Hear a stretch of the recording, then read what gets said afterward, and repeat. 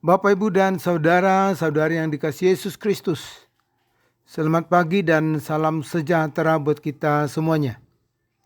Sebelum kita memulai aktivitas hari ini, mari kita berikan waktu untuk disapa oleh firman Tuhan.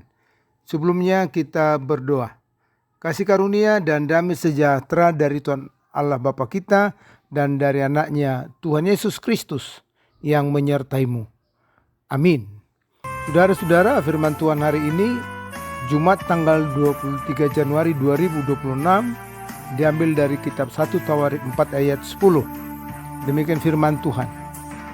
Yabes berseru kepada Allah Israel, katanya, kiranya engkau memberkati aku berlimpah-limpah dan memperluas daerahku, dan kiranya tanganmu menyertai aku dan melindungi aku daripada malapetaka, sehingga kesakitan tidak menimpa aku. Dan Allah mengabulkan permintaannya itu. Demikian firman Tuhan. Saudara-saudara yang dikasihi Yesus Kristus, ketika kita memperhatikan cerita tentang Yabes dalam Alkitab, sungguh tidak banyak informasi yang dapat kita gali, karena memang kurang dimunculkan. Tetapi sekalipun cerita Yabes tidak banyak, apa yang dilakukan Yabes di dalam duanya seperti yang tertulis dalam nats kita ini sungguh menjadi berita yang sangat menggembirakan. Sampai-sampai dua Yabes itu diukir dan diperjualbelikan. Dan semoga bukan hanya sekedar menjadi hiasan dinding rumah orang Kristen, tetapi sekaligus juga menjadi bagian dari doa-doa yang kita sampaikan pada Tuhan.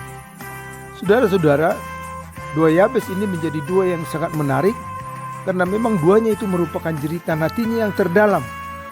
Awalnya, saudara-saudara, ibunya memberikan nama Yabes dalam bahasa Ibrani yang artinya menderita, karena memang ibunya benar-benar sangat kesakitan ketika melahirkannya. Jadi apa yang dialami ibunya itulah yang menjadi namanya. Tetapi di situasi yang seperti itu, dia tidak menjadi pesimis atau putus asa menjalani hari-hari hidupnya yang menderita.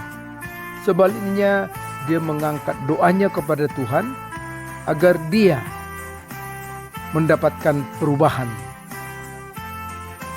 Di dalam doanya dia berkata, kiranya engkau memberkati aku berlimpah-limpah dan memperluas daerahku, dan kiranya tanganmu menyertai aku dan melindungi aku daripada malapetaka, sehingga kesakitan tidak menimpa aku. Dan Allah mengabulkan permintaan itu. Saudara-saudara, kalau kita merinci doa dari Yabes ini, yang dia minta itu melulu berhubungan dengan dirinya. Misalnya diberi Tuhan berkat yang berlimpah-limpah. Tetapi juga dia tidak lupa agar ketika apa yang dimintanya itu nantinya diberikan Tuhan, dia juga mohon agar Tuhan tetap menuntunnya. Tanganmu menyertaiku dan melindungi aku. Dan di sini diberitahukan apa yang diminta itu dikabulkan oleh Tuhan padanya. Saudara-saudara, sesuai dengan dua Yabes ini kita dapat mengambil makna bahwa pertama, seberat apapun situasi perjalanan hidup kita tidak boleh menyerah begitu saja, apalagi menjadi putus asa. Tidak ada kata menyerah dalam hidup orang Kristen. Sebaliknya kita harus selalu berharap pada pertolongan Tuhan, karena bagi Tuhan tidak ada yang mustahil. Jadi jangan pernah merasa putus asa karena sakit yang menyerang tubuh kita, atau karena ekonomi kita yang sangat terbatas, atau juga karena persoalan-persoalan yang datang mengganggu hidup kita. Sebaliknya, sampaikanlah semuanya persoalan itu pada Tuhan di dalam doa kita. Kedua, apapun yang terjadi dalam hidup kita tidak boleh mempersalahkan pihak lain. Apalagi jangan sekali-kali mempersalahkan Tuhan, karena memang semua rencana Tuhan adalah rencana kebaikan dalam hidup kita. Amin. Selamat beraktivitas dan terimalah berkat Tuhan. Anugerah Tuhan kita Yesus Kristus dan kasih dari Allah Bapa serta persekutuan dengan Roh Kudus itulah yang menyertaimu. Amin.